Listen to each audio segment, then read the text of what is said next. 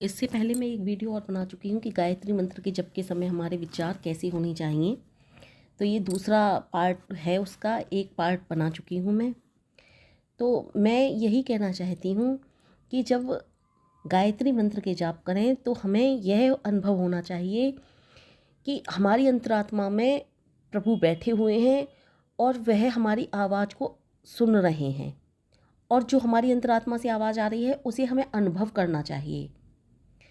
तो यह तैयारी गायत्री जप के द्वारा ही करनी होती है, और आप इस विधि को कर सकते हैं कि प्रभु तुम्हारे समीप बैठे हुए हैं, तुम्हारी सारी प्रार्थनाएं सुन रहे हैं, आप जैसे गायत्री मंत्र का जाप कर रहे हैं सब कुछ सुन रहे हैं। और जब आप गायत्री मंत्र के जाप करने लगते हो ना, तो उसी समय उसके कुछ थोड़े बहुत दिनों बाद ही आपके अंदर आनंद, उत्साह है, निर्भयता और बुरे कर्मों में जो भय होता है, उनका लज्जा उत्पन्न होती है, वह सब अंतर्यामी परमात्मा की शिक्षा होती है। वह सब कुछ होने लगता है तुम्हें।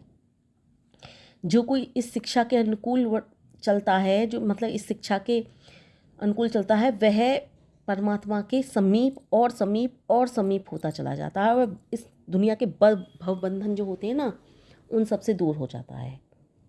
तो मेरा कहने का यही तात्पर्य है कि हमें सभी के लिए गायत्री मंत्र का जब जप करें तो हमें यह अनुभव करना है कि परमात्मा हमें सुन रहे हैं। हमें परमात्मा से प्रार्थना करनी चाहिए कि वो तो सारी शक्तियों का भंडार है।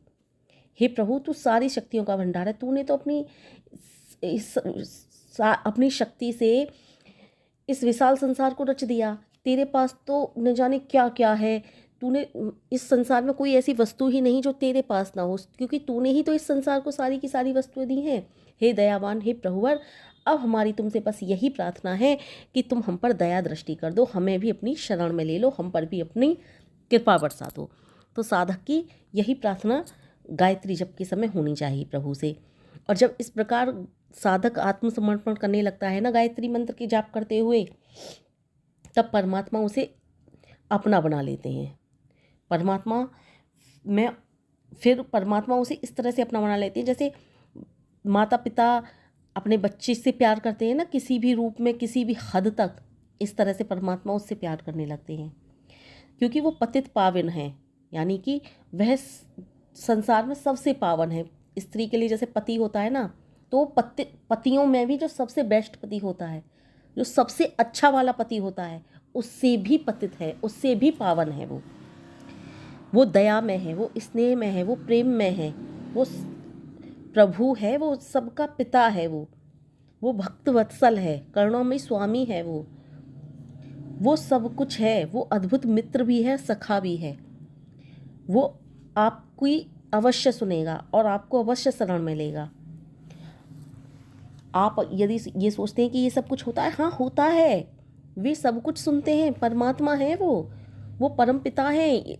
आपने जिन माता पिता के यहाँ जन्म लिया है, वो माता पिता तो तुम्हारे इस जन्म के हैं। जन्म जन्मांतर तक से तो उनसे ही आपका रिश्ता नाता है। जन्म जन्मांतर से तो वही आपका माँ है, वही आपका पिता है, वही सबका माता पिता है। तो वे सुनेगा, अवश्य सुनेगा। परमात्मा के प्रति तुम प्रेम जगा कर तो देखो, एक बार हृदय से गायत्री मंत्र के जाप कर कर तो देखो। हृदय के अपने मन मंदिर में ना ईश्वर को बिठाओ, और जिस समय आप प्रार्थना करो ना, उस समय यानी कि अपने आप को उस ईश्वर को समर्पित कर दो। आत्मसमर्पण करने का मतलब समझते हैं ना आप? आत्मसमर्पण यानी कि सब कुछ उसका हो गया। आत्मसमर्पण, हमारे पास कुछ भी नहीं रहा, यानी कि हम उसके हैं, हम उसके सब कुछ हैं। जो वो चाहेगा आप वो होगा, बस ये सोच लो आप। इसी तरह से यदि आप ये सब सोच लेंगे और इस तरह के आपके भाव होंगे, तब आप गायत्री मंत्र के जाप करेंगे तो अवश्य फ़ायदा होगा, बिल्कुल फ़ायदा होगा। जो चाहोगे वो होगा। और जब गायत्री मंत्र के जप करने लगता है ना ये साधक, तो उसे कुछ चाहत रहती ही नहीं, क्योंकि वो सब कुछ समझ जाता है। वो सारी अच्छाई और बुराई और सब कुछ ज्ञान उसे प्राप्त हो जाता है। उसकी कोई इच्छा ही शेष नहीं रहती। वो समझ जाता है कि सब कुछ तो मुझे ईश्वर ने दिया है, और देते हैं उसे ईश्वर सब कुछ। कुछ भी ऐसा शेष ही नहीं रहता जो उस साधक के पास ना रहता हो। सब कुछ तो दे देते हैं वो। फिर कुछ भी पाने की कोई इच्छा ही नहीं रहती, क्योंकि सब कुछ मिल जाता है हमें। तो आप इस तरह से गायत्री मंत्र के जाप कर देखिए। जब साधक भगवान के प्रेम में उन्मुक्त हो जाता है ना, यानी कि उनके प्रेम में बंध जाता है ना, तो उसे कुछ भी चीज़ की आवश्यकता नहीं रहती, उसे किसी के कृपा पात्र बनने की आवश्यकता नहीं रहती, क्योंकि वो सबसे बड़े दयावान, सबसे बड़े दयालु, सबसे बड़े परमपिता परमेश्वर का कृपा पात्र बन चुका होता है, क्योंकि ईश्वर उस पर कृपा बरसा देते हैं। और वह किसी का गुलाम नहीं बन पाता फिर, क्योंकि वो प्रभु की आज्ञा का पालन करने लगता है, अपने जीवन के उद्देश्य को समझने लगता है, और वो कृपा भक्त बन जाता है प्रभु का। ना वो दुनिया से रूठता है और ना दुनिया के पीछे पागल होता है, ना दुनिया के वैभव के पीछे पागल होता है। अब तो दुनिया के सारे वैभव, सारे पदार्थ, सारी सुख सुविधाएं, सब कुछ उसके लिए खुल जाती हैं, सारे द्वार उसके लिए खुल जाते हैं। तो बस यही मेरी आप लोगों से अनुरोध है, विनती है कि आप एक बार हृदय से गायत्री माँ को पुकार कर देखिए, हृदय से परमपिता परमेश्वर को पुकारिए। सब कुछ मिल जाता है उसे किसी चीज़ की आवश्यकता ही नहीं रहती, क्योंकि सारे के सारे सुख सुविधा के पदार्थ हैं ना इस संसार में, जितने भी हैं सब कुछ उसके पीछे भागने लगते हैं। और वो किसी के पीछे नहीं भागता, वो किसी के पीछे पागल नहीं होता, सब कुछ उसके लिए पागल होता है।